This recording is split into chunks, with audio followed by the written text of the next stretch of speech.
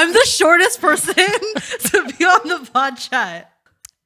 Noted. Hello, everybody. And welcome to another episode of Grace Covenant Chats, brought to you by Grace Covenant Church here in Philadelphia. I am your host, Caleb Watt, here with not my usual guest, but someone who is not a foot taller than me for once, Kim Hu. Hello. Hi, Caleb. How are you, Kim? I'm doing well. Thanks for having me. Thanks for letting me take P-Doug's seat today. I think P-Doug wanted you to I know, take yeah. a seat He today. volunteered it for me, which I appreciate. Yeah. Well, I think today we're going to have a more interesting conversation. It's not more interesting. It's a different conversation, kind of like what we did with PB. Just talk about your story a little bit, and then I suppose we'll just take it from there. Sounds good. Yeah. So, Kim, where do we want to start? Do we want to start with when we accepted Jesus, or when you got the call into ministry, or do you have a preference? I think probably starting into ministry is probably the most relevant, interesting story. Okay. Yeah, probably the most interesting, relevant story. I can back it up a little bit. Okay. I can back it up to college, just like the precursor. So ministry's after college. Ministry's after college, yeah. So let's hear college. Yeah, it's because I'm a board. I've been at GCC for so long. My hook is always that I attended a service. I was a freshman at Temple University. I attended one Sunday service and I was hooked and I never left. Whoa. I never checked out any other churches. That was it. I remember it was like a Sunday at Basone. I came in. What was it, Basone too? It was at Basone because it was a summer. It was a summer one. So like no one, like a lot of people weren't there, but I had family friends take me because their daughter had gone to Villanova and gone to GCC Mainline, and so they heard I was going to be in Philadelphia. They're like, "Hey, you should check out this church." I'm like, "Yeah, sure." I have no place to start. So I started with GCC and I came in. I remember, I think I cried through like all of worship, which is like not an experience. I have like a church background. Like I grew up in church, but I don't think I ever cried at worship. And then I think later on I realized like, oh, this is the Holy Spirit, or this is what it means to worship in the Spirit, or just seeing people who were younger, just so enthusiastic to worship the Lord. I'm like, oh, this is like, no knocking against my home church, but I think this was something, I'm like, oh, this is what I've been missing, or this is kind of like what I've been missing out on. And so I was hooked, I was in. So yeah, I came that one Sunday and basically never left. Been here for 12 years. But it's not completely true to say I didn't leave. I left for 1 year. I did a 1-year missions internship to Indonesia and Singapore. So I just went to a different GCC in Singapore. Left. I left. Yes, I left Philadelphia to go to a different AMI sanctioned location. So I did that in 2014. Came back. A lot of people don't know that I was a speech therapist for a few years. I went to graduate school for speech pathology. I got my degree, got my license, and then I was working at an elementary school up in Germantown for a few years. And that's when I got the call to ministry. The call to ministry was P-Young asking if he could call me on like a weeknight. I'm like, yeah, sure, P-Young, you can call me. And he's like, have you ever thought about full-time ministry? And I'm like, if I say no, that's kind of a lie. But it was like really pushed back, really deep far into the recesses of my brain, like way back burner. I'm like, maybe that's something I would explore like in my 40s or like my 50s or something after I've like made a run of like my career. I knew I wouldn't stay a speech therapist forever. I did know that. I knew eventually I would transition out. That was just, I don't know, me and the Lord. But I did not expect the literal call to ministry from P-Young this early on. Literal call. Literal call. It was literally a phone call. Yeah, he called me. I like sat on that decision for about 9 months, wrestled through it, and then left my job. And then 2019, I came on staff. So here I am. Wow, 2019. Yeah, July 2019. July 2019. So what was it? What was the transition period like?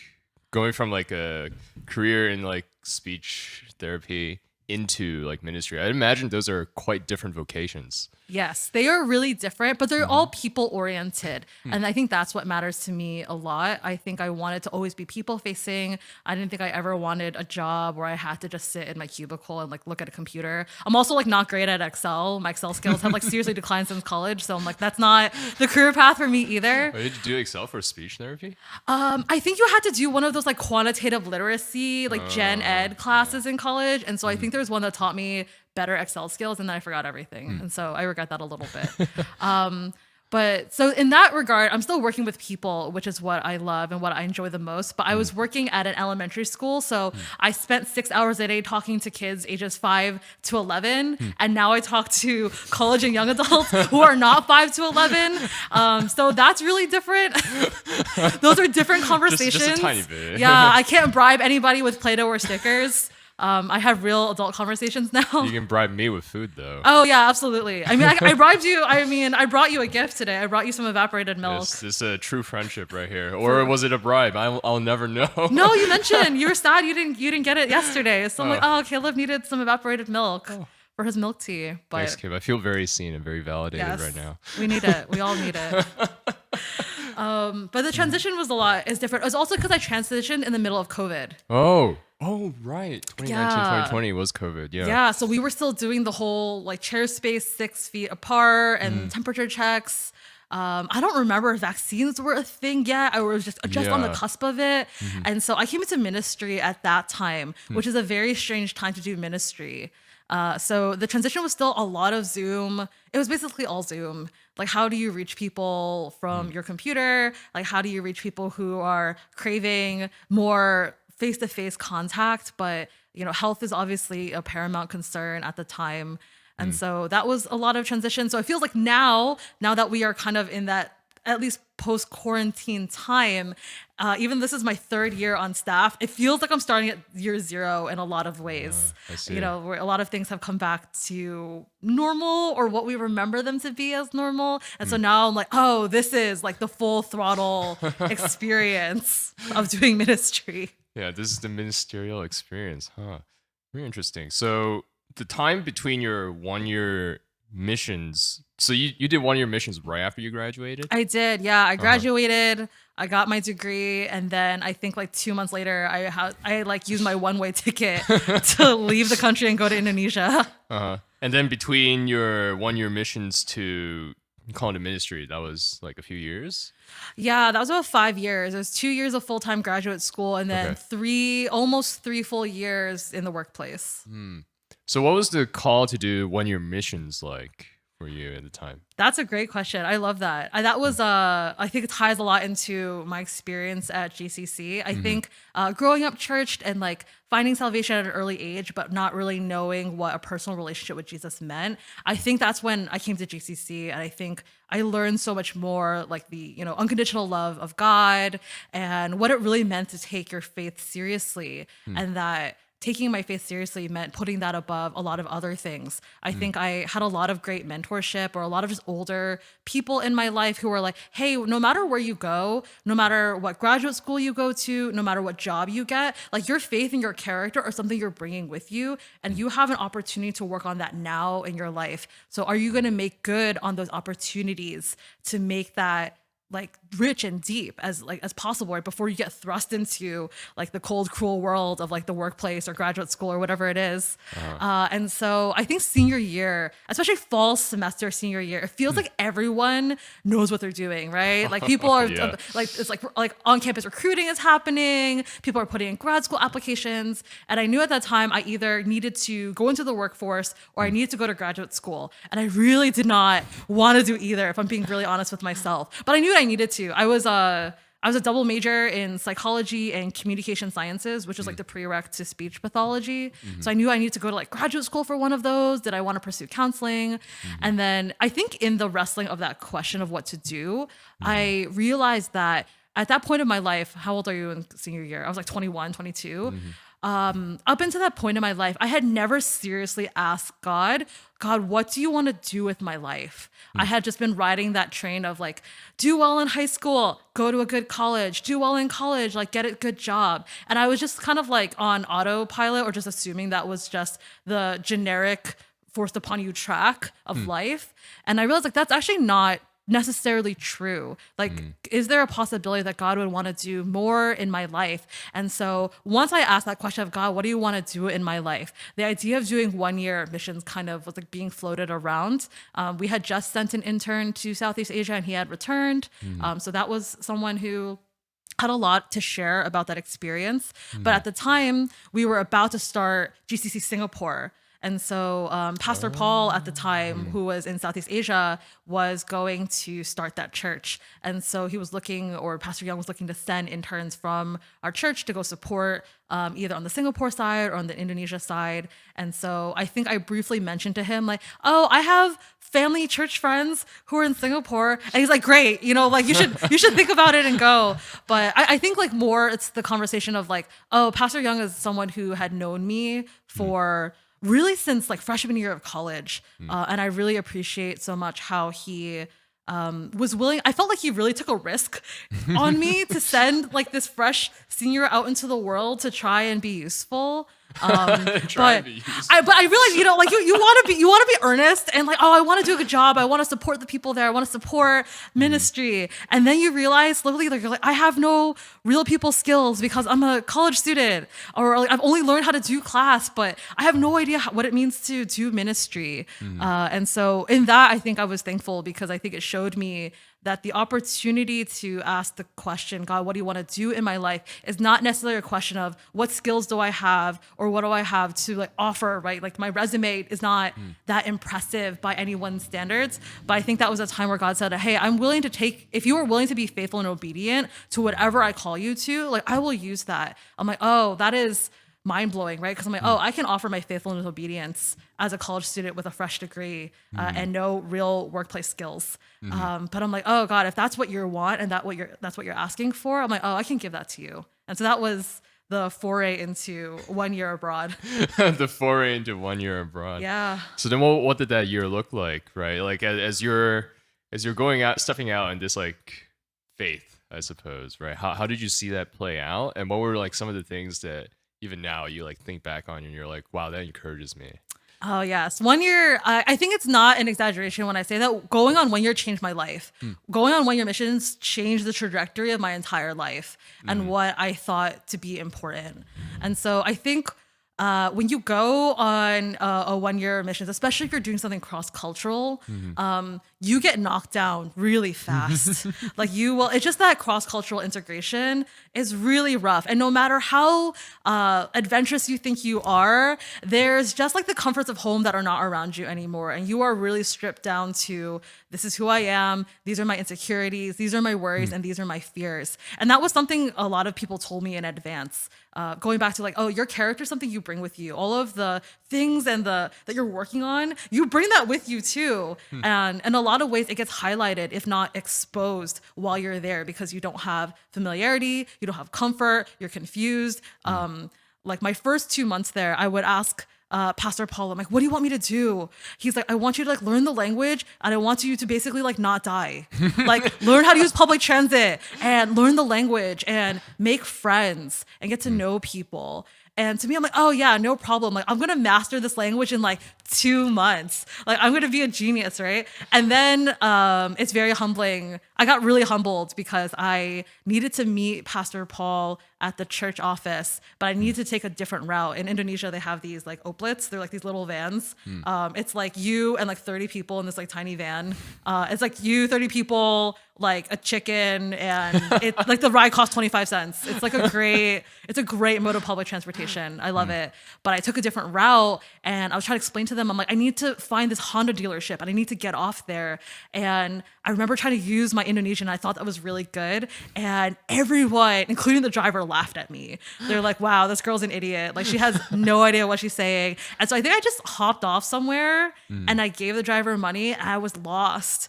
And there was there's like a kind of an environmental issue where there's a lot of burning of forests. And so sometimes there's a lot of smog. And so sometimes the smog is so thick, you can't see like 2 blocks in front of you. Wow. It's really dense. So I got off at this random Honda dealership and I didn't know where I was. I couldn't see in any direction. I remember standing at the driveway of like a car dealership and I just cried. I'm like a grown adult. I just cried my eyes out. And luckily there's a security guard there and he came down and he let me borrow I called Pastor Paul and I gave him the phone to the man to help him explain where I was so that Pastor Paul can come pick me up. But in that moment, I'm like, oh, wow, I thought I was going to be this like great master of language and like navigate the culture. But I'm like, oh, in this moment, I'm like a 3-year-old who got lost at the shopping mall and I need to call my dad to pick me up, which is a very humbling experience. And so I think I think that was really important for me to see that like, oh, the desire to master things is my desire to control, or I just wanted to achieve and just like move on to the next thing. But like the growth process and the undoing and the humble experience of crying at the end of a driveway of a car dealership is like really part of that learning. And so one, I learned that you will get humbled really fast, and that's a great place to be, is to get humbled and get wrecked. Get wrecked. Get wrecked like that. But I think I also saw so many people who had so many different diverse backgrounds. I got to meet so many different workers on the field, like who moved their whole families, quit careers, started businesses to be on the field. And I'm like, wow, these people are my heroes. Like those are the people I look up to the most, because you really can't do that and be on the field for 10 plus years unless you really believe that Jesus is worth it and that the kingdom of God is absolutely worth everything. And so I think that was like really eye-opening to be like, oh, it is possible to live like that, to live what other people will consider an immensely reckless life. But like when you see it in action and you see like the clarity and the peace people have, not to say they don't struggle, like it's really hard to, raise 4 kids abroad, right?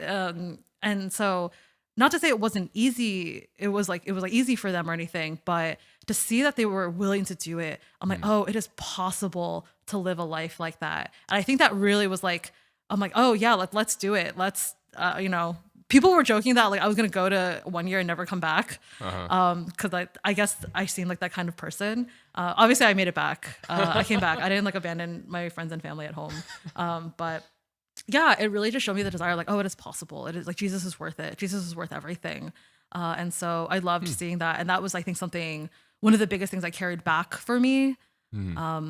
Pastor Paul, so full of wisdom. I think at my end of my time, I felt like I didn't accomplish much, if I'm being honest, as a 1 year. I'm like, oh, like people, like short-term teams came and they saw and they did so much more than I felt like I did. And I remember him telling me like, the things that you learned in this 1 year, the way that you saw God move, it's like that is like a deposit in you. And like now that you go back, it is like up to you how you will nurture that and how you will foster and steward the things that you have learned well. And I think Pastor Paul was so encouraging because he reminded me like, hey, like it's in you and you learned a lot.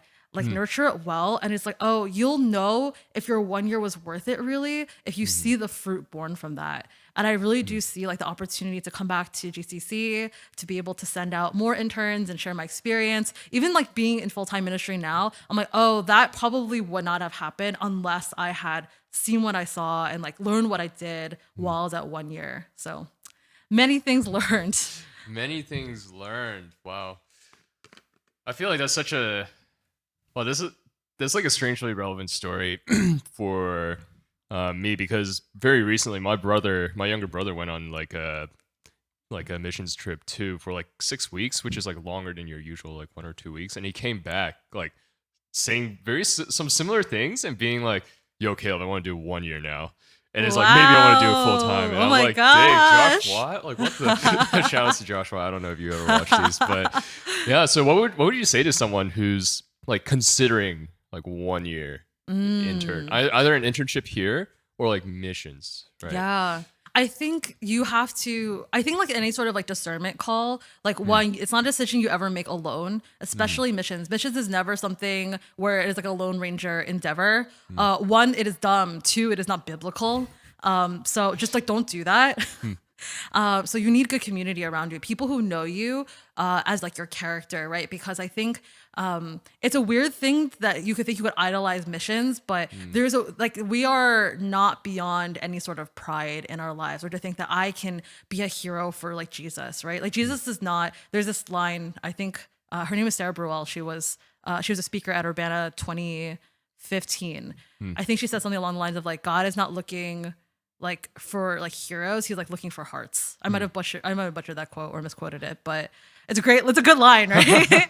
To say the least. So I think if you're interested, like make sure you're praying about it with people around you and just share, and to know like, hey, it's okay if it doesn't pan out. It doesn't mean like you're a fraud. It doesn't mean like you like heard wrong. I mean, maybe you did, but like, hey, it's okay to explore, right? Every single step is just another opportunity to expand your faith. So I think one, like you have to have a good community to pray with you. Look for opportunities. Like look and ask within your community or people that you know, like, hey, I'm looking for these opportunities. Like, how can I get my feet wet? So like 6 weeks, I would consider to be a pretty good way to get your feet wet. 6 weeks is like a pretty considerable time. Most people will maybe like 2 to 3 weeks. It's just to get an idea. And then while you're there, I think the best thing is to talk to people who have been on the field for a long time, because they will not shy away from giving you the tea, right? They're going to give you the real experience, because they don't want to send people who are unknowledgeable or ill-equipped. And not like you have to be a superhero, right? But you need to know what you're getting yourself into.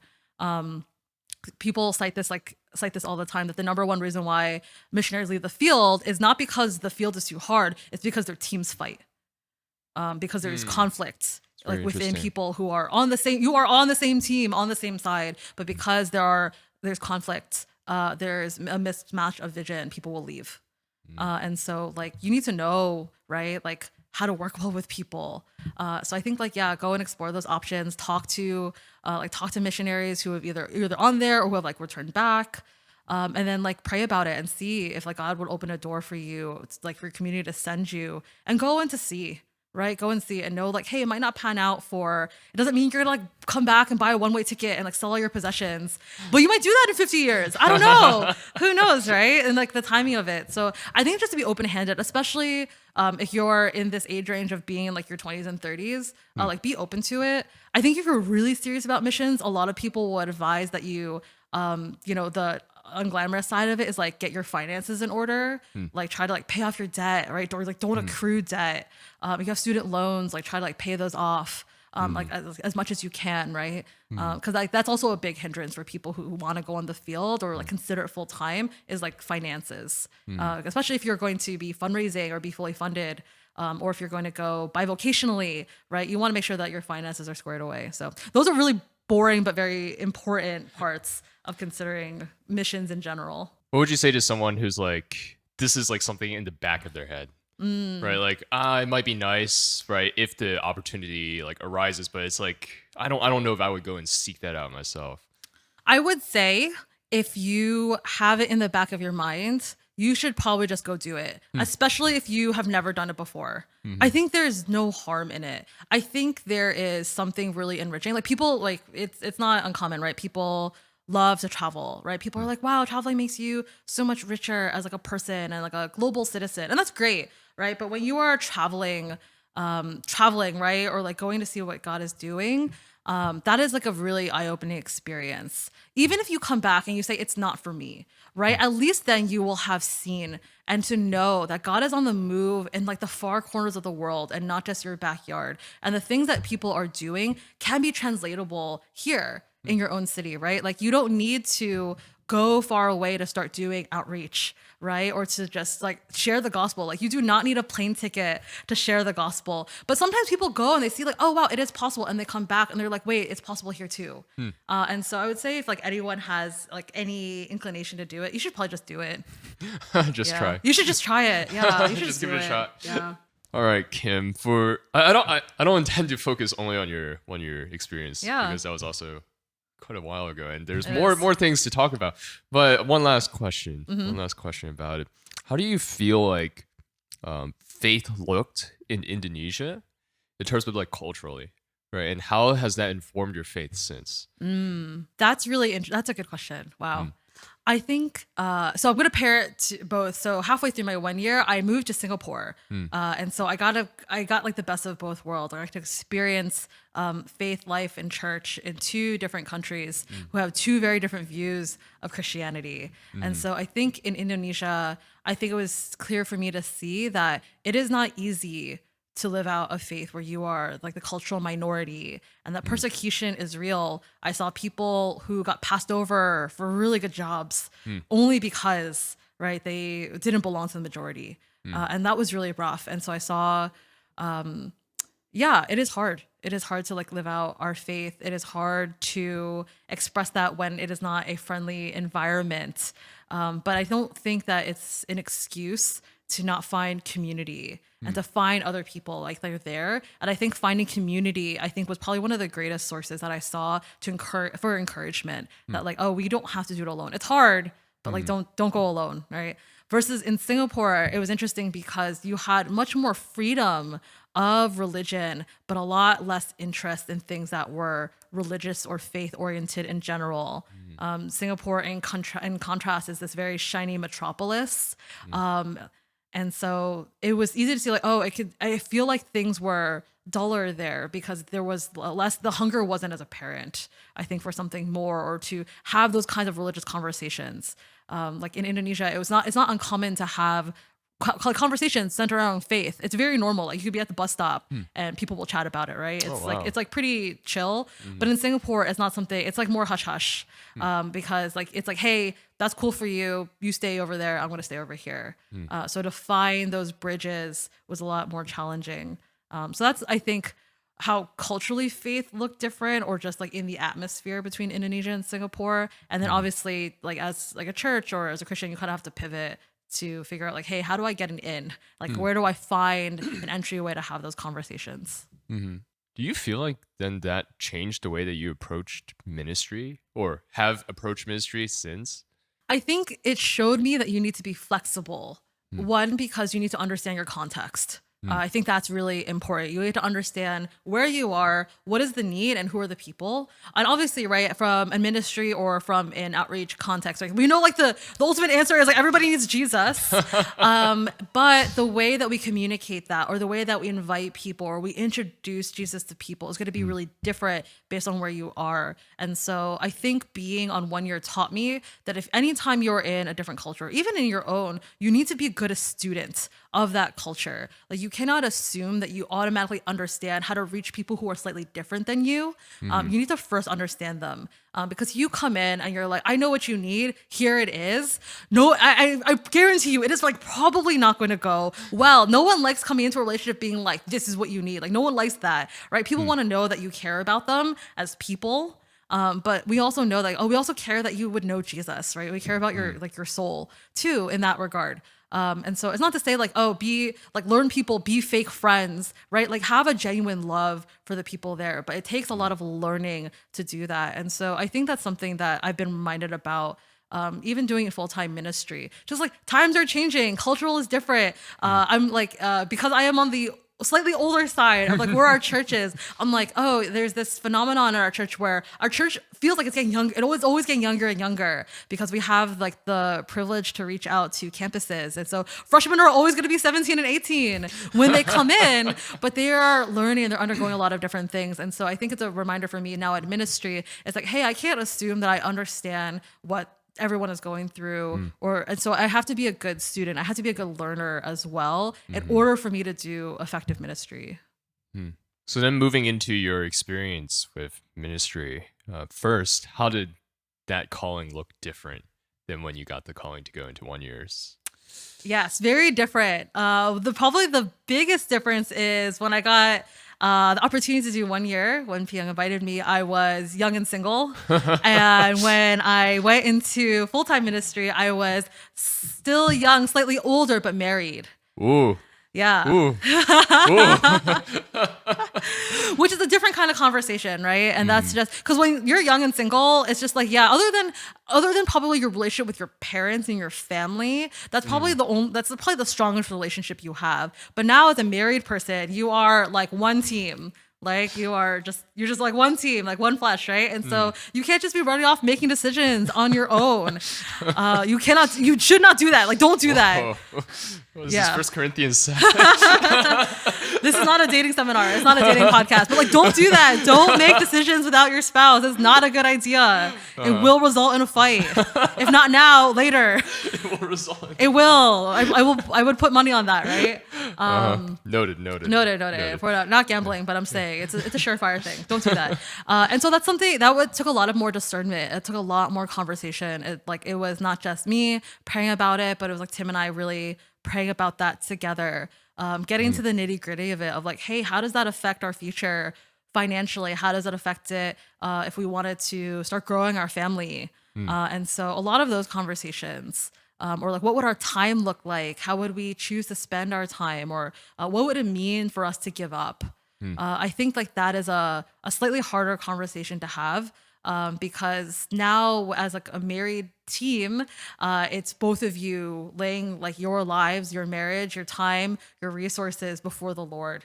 And so it took a little bit, it was like hard, right? And as even though you were one unit, you are two different people with two different experiences, and so maybe how I was processing it is different. How Tim was, and like the timeline in which each of us was processing it might have been a little bit different. But like, ultimately, like when we came to that decision that I would come onto staff full time and pursue full time ministry and also full time seminary. In addition to that, with that, that was like not just my yes, and it wasn't just Tim's yes, but it was like our yes together. Yeah. Wow. That's like something that I feel like a lot of people just don't consider. Very important. Please consider. Please consider. So then how has your experience in ministry thus far? I think you already touched on it a little bit with like, especially with like the whole COVID thing, but like, how's your experience in ministry thus far looked in comparison to your 1 year? And do you feel like 1 year prepared you well to do ministry now? I think 1 year gave me the mindset a little bit of what it would take to go into full-time ministry. In 1 year, you get a glimpse of it, but you don't live it out in the day-to-day. And because it's only a 1 year commitment, you know that it will end. But when you come into full-time ministry, you're not always, I mean, some people might, but I'm not going into like, oh, it's going to be over in X amount of years. Like this is just you walking with the Lord year after year, season after season. And so the mindset it takes to continually step into that takes a little bit more. You have to like evaluate a little bit more. But being on 1 year, I think it taught me at least something in ministry you need to do is be flexible and you need to be open. Flexible and open. You have to be flexible and open into like the kinds of ministry you do, the tasks that you do.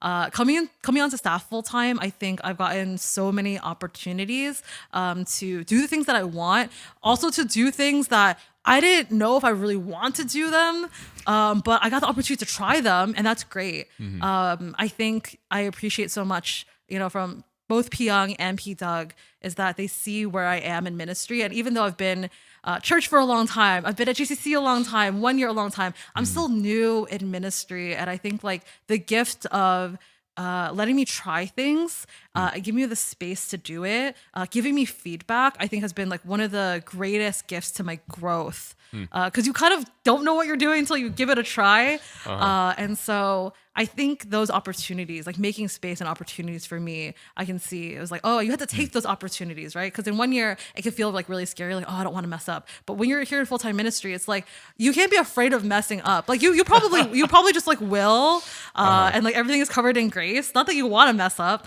but you have to try, right? You have to learn. You have to experience failure. That was something Pastor Keith said at P. Doug's ordination message was like, the wilderness. The wilderness. You have to go through wilderness. You have to experience massive failure. And I don't think I've experienced wilderness or massive failure yet, but it's good to know that it's coming. That's great. Love that. Love that for everyone. Love that for me. It's good. It's a good learning thing, but it's not always fun. So, I think just always like being a good learner, like I said, like I'm still learning now. And I think when you're learning, it gives you a lot of grace for yourself that, hey, it's like no one is probably expecting you to hit home runs all the time. That's something I had to tell myself a lot. Like I cannot always hit home runs, right? There's a reason why in professional baseball, the batting averages are like, wow, that's really good. It's like 0.322. And everyone's like, what do you mean? That's good. And so I think full-time ministry still in a lot of learning stages, but like really thankful that I have opportunities to learn. Were you a bit of a perfectionist, Kim? I don't know if I'm a perfectionist or not. Maybe I am in certain things. I think I calculate whether or not I should be good at it. And so if I should be good at it, I want 100. Like, that's how I feel about escape rooms. Okay. Especially escape rooms, because escape rooms are meant to be solvable. They're meant to be finished. And so to me, I'm like, oh, it can be done. People have done it before. Okay. Therefore, I should be able to finish. And so it really hurts my feelings when I don't finish them. Yeah, it really hurts. It also hurts my, win percentage. Your win percentage. That I'm keeping track of in my life. Like no one else cares about that except for me. So you're more competitive than you are a perfectionist. I'm competitive about things that I know that I can do well at. If I know I can't do it that well, I'm like realistically enough, I can see myself realistically, probably not gonna be that good. So let me just like have a good time. But if I know I can win, I'm like, oh yeah, we want to play to win. Yeah. It's not in everything. Not in everything. I would like to like believe realistically. I know there's certain things I'm just like not good at, and that's okay. I'm all right with that. So what's that been like in marriage? No, I'm kidding. It doesn't have to be like a serious question. Man, that's not the part two. You need a second mic. You need Tim here. Where's Tim? Where's Tim? I know, we need Tim to be here. Nervous laughter all around. Yeah. That's where everyone just turns off the podcast. You're like, I'm uncomfortable. I have to stop. Or people skip to this part because they want the tea. Oh, that's true. Yeah. People, you need to earmark internet that. people want drama. Is that why we're recording this? But coming back to the conversation, it sounds like being in ministry and being a student, right, for ministry and seminary, is a very different experience than what you've had before. For sure. Right, which is like growing up Christian, whatever, right? Seminary is like a lot of studying, I'd imagine, right? And you're approaching faith perhaps more academically than you have tried before. Ministry is very practical, very pragmatic. So what are some new things that you've learned about God going through those two like new kind of novel experiences? Yeah. I think this isn't about God. This is my commentary on higher education, especially theological education. This might be, I don't know if it's a hot take, but there is drama. Yeah, there's drama. I have opinions about I really do believe that I really wanted to do seminary while doing full-time. I contemplated for a while. I'm like, what if I just devoted my time to full-time studies and then I went into ministry? But the reason why I didn't want to do that is because as much as I love learning, and especially like, wow, I get the opportunity to like learn about God and learn about the Bible. I'm like, that is like an immense privilege and like an immense joy that I have. Going to seminary has been like a dream of mine that like I never told anyone. I just kept it really stuffed like far back in my brain. And then when I got the opportunity to do it full time, I'm like, wow, like God really like loves me and like he knows what I want. But I also knew that like this education is not for myself. Like this education, all that I'm learning about the Lord and about the Bible, even about the world and about missions is not for me. It's not just so that I can be really smart and like have a good resume. I really think it's about sharing that knowledge with other people. And so to me, I think like that experience of bringing those together, I feel like not only excited, but maybe slightly more equipped to like share that with other people. And I really care about taking like really lofty theological ideas into a much more like consumable, like easy everyday package. I really do not like the idea that theology should be like this highbrow academic endeavor. I'm thankful for the scholars who do that, right? Like we need those commentaries and we need those people to write those papers and those sermons. But I think for people in full-time ministry, you straddle that world of getting the opportunity to like learn at that level, but like you have to meet your people where they are, right? Like not everyone wants to read 500-page commentaries. Like, some people do. God bless you, right? That is a gift from the Lord. Do it. But not everyone wants that. And so I think part of like pastoral care, I think it really looks like, hey, taking that and sharing that with people. Like, it's like, hey, like I've like learning all of this or seeing like the wide expanse of how much God loves the world or like how big the story of God's redemption, like how big the redemption arc is. And that is like great news for us here, right? Who are just, going to family group and FNL and Sunday service and who like might never want to go to seminary. But like nonetheless, I think that not just knowledge, but like the joy of like knowing the Lord in a slightly deeper way, I think it's like for everybody. And so that's why I feel really strongly that I would do my seminary education and my ministry at the same time, even though it's many hours. It's a lot of hours. Many hours. Wow. So I asked this question to PB too. So I'll ask it to you, right? Okay. It's like how then in the midst of doing all this, which is like very, as you're saying, many hours, how have you been able to find like a rhythm of rest in the midst of all this? Or have you found a rhythm of rest? I guess that might also be a valid question. It's a great question. Rest, I think, is like one of those, a lot of my friends will know this who have walked with me for a long time, is that rest is something that I am always trying to figure out. And it is like this back and forth thing of trying to find it. I think I think coming into full-time ministry, it was first learning in this season of a new lifestyle, even a weekly schedule, like because our days off were Mondays. But I'm like, who else has days off on Mondays? Like Tim's not all, like my friends are working jobs, right? Like there's no one to hang out with me. And so I went through that season of like, oh, Mondays are my day to rest. And I can't, as an extrovert, I have no one to call up. And it was really hard. I was really sad. I think there were a lot of Mondays that I was really sad. But I think I eventually learned how to rest well on my own. And that was really big for me, especially as an extrovert, where I feel so much joy and like I have a lot of fun, like catching up with friends or getting coffee.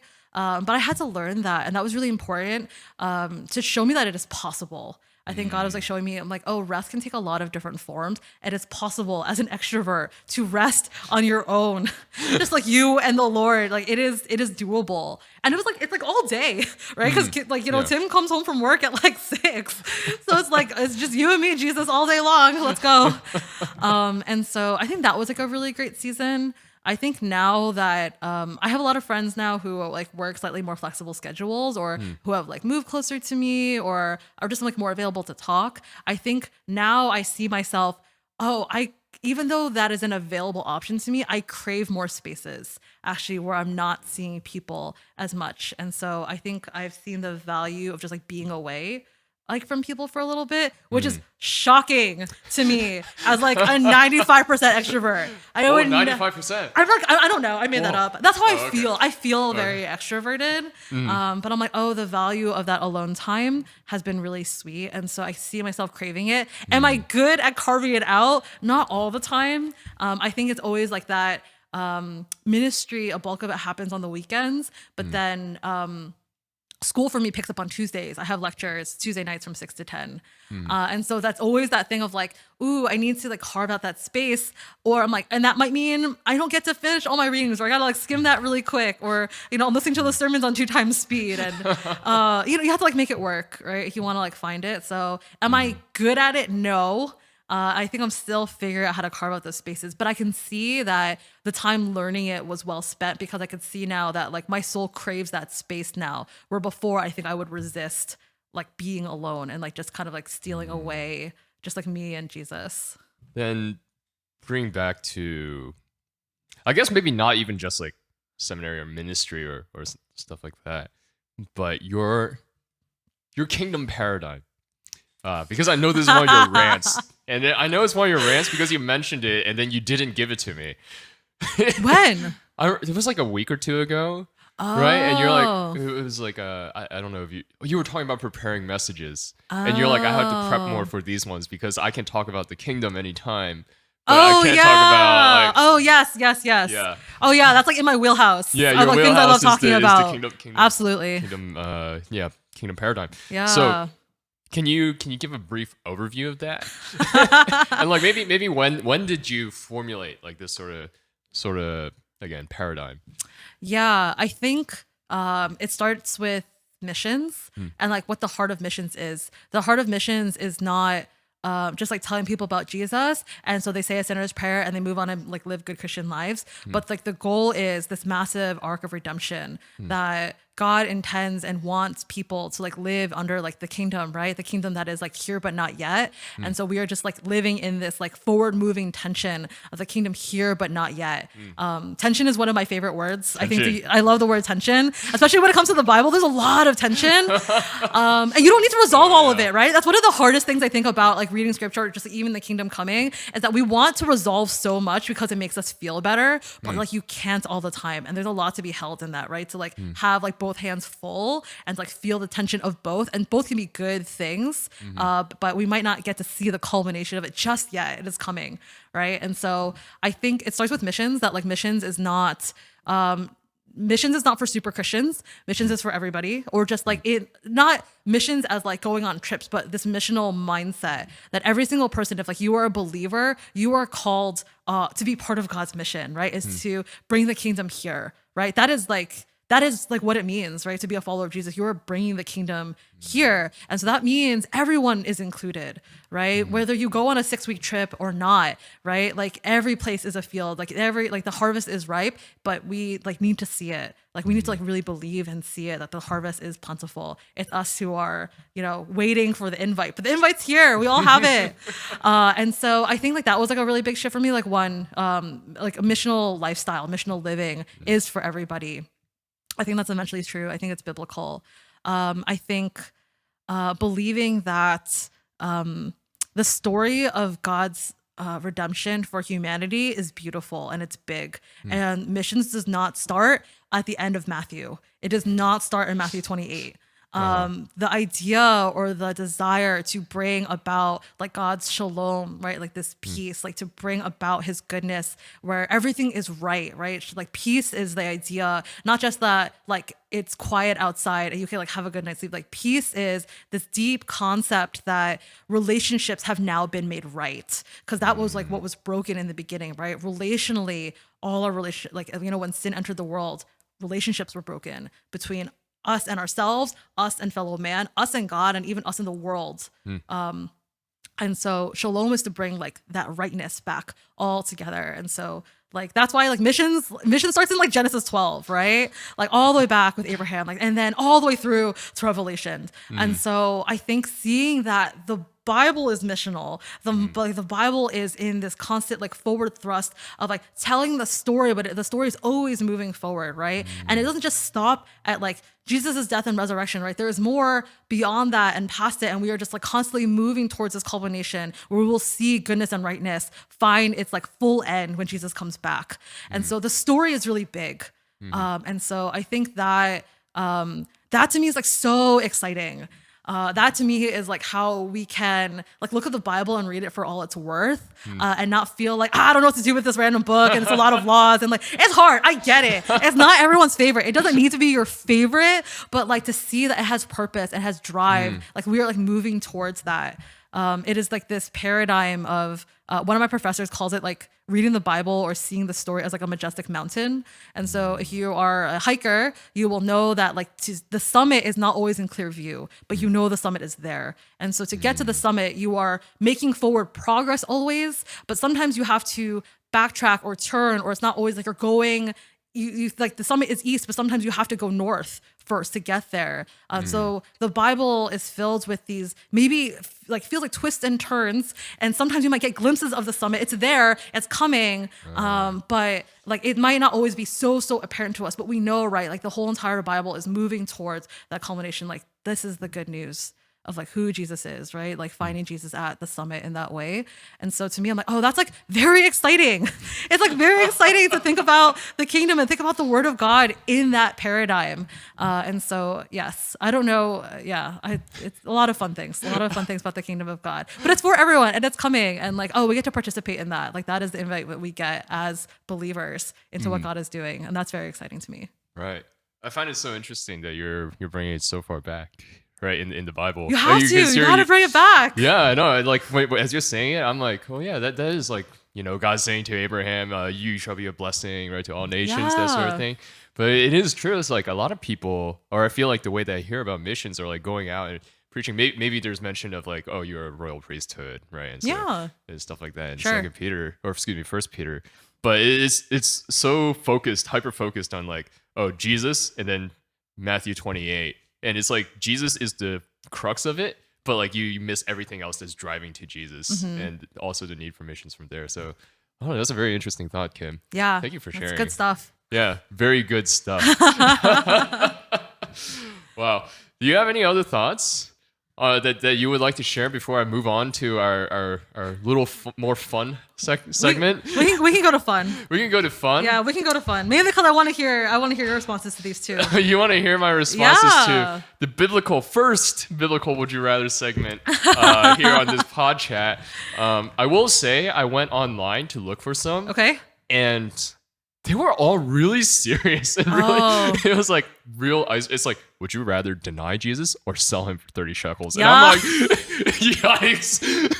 Oh no. I'm like, oh, these are these are very serious. Okay. So we'll take a few like the ones that you sent me, the parent people Oh, asked yeah, you, sure. and I came up with one or two. Okay, that's great. So here we go, Kim. All right. Would you rather live in the Old Testament and witness going into the Promised Land, or live in the New Testament and hear Jesus speak? If I live in New Testament, I hear Jesus speak. Does that mean I also am living in the time where I see his death? Am I old enough for that? Just need to just go. Like, how old am I?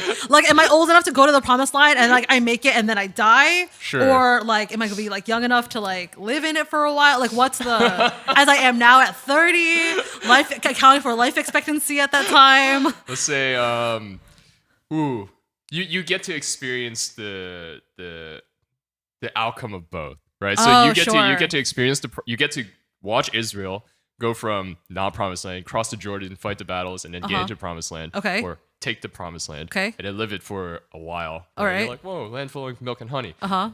And you get to see Jesus, hear him preach, right? See him do the miracles, witness his death and resurrection, and then see the church begin to grow in Acts and stuff like that. Oh, that's interesting. Oh, that's a little bit different then. Oh, really? That's a little bit different. Yeah, because I'm like, this is how I'm interpreting it. Okay, that's good. You get to see both. We need paradigm. We need context. Yeah. Yeah, because we can't make this a simple "would you rather." It has to be a deep. We're overcomplicating everything. Absolutely. That's the only way this is fun. It's only fun when you get to discuss it in granular detail for no good reason that no one else is really going to care about. Yeah. I was originally going to say Old Testament, Promised Lands. Promised Land. Because I think it would have been easier because the crowd of people going along and waiting for the Promised Land was much bigger. To be a follower at Jesus' time, especially if I'm like imagining myself that I am like, I don't know, am I Gentile or am I like a good Jewish woman? Those are really different answers too.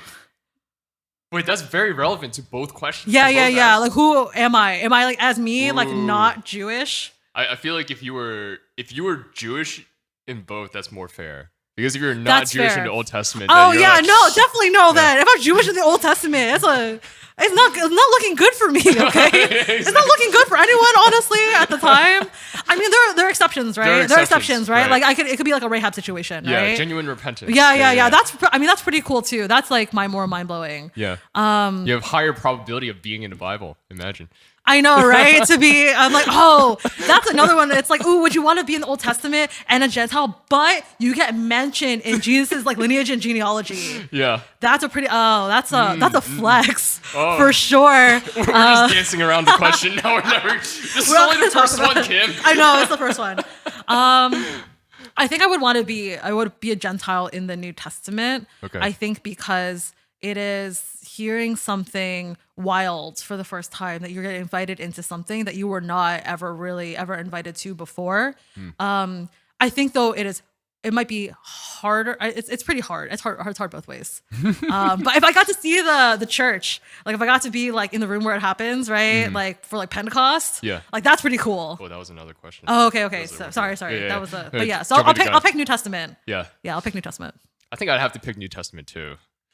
Yeah, just because I think it's like, it's cool and all seeing the Promised Land, but then it's like, oh, now I gotta go offer some sacrifices.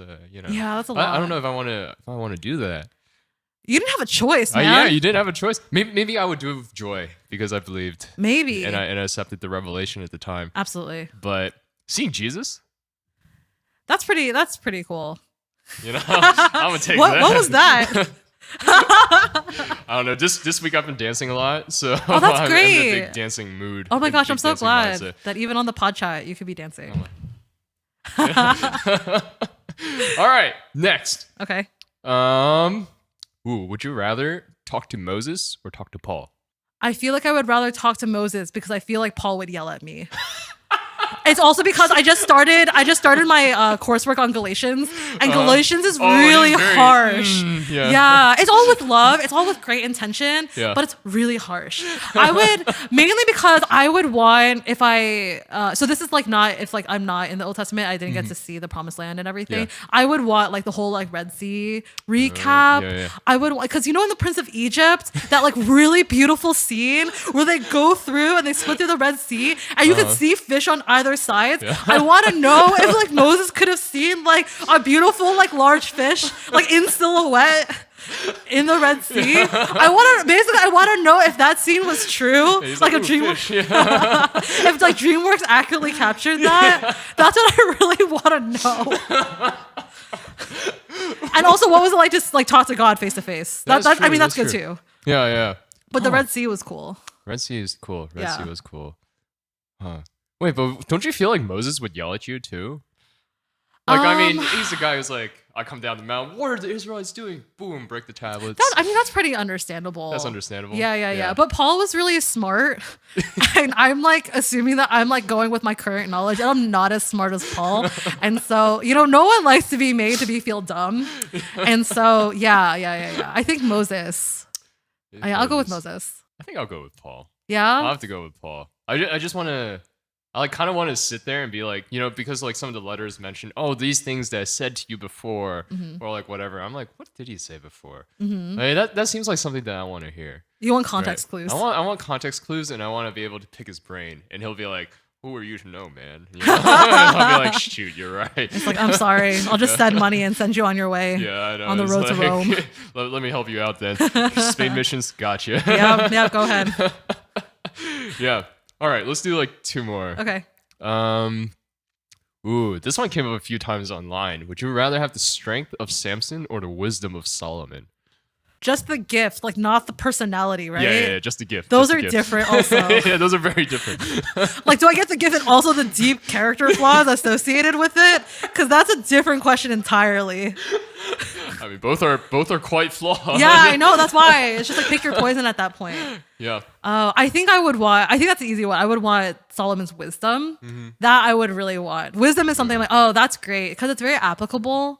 I don't know how many like temples I'm gonna have to bust out of in my life, but wisdom is for like forever, right? Like making good choices. Imagine people came up to me, they're like, should I take this guy or that guy? And I'm just like, well, what if we took him, we split him in half? And like, no, I'm just kidding. That's not the application. Yeah, but like, oh, biblical wisdom is great. I don't need to be that strong. I can keep trying to like do my push-ups or something. That's fine. True. But you know, one of the thoughts that I had when I was thinking about this question as I wrote it was like, aren't you held more accountable if you know more? Like more wisdom? It's like your wrongdoing is so much more in the clear, and you have much less excuse.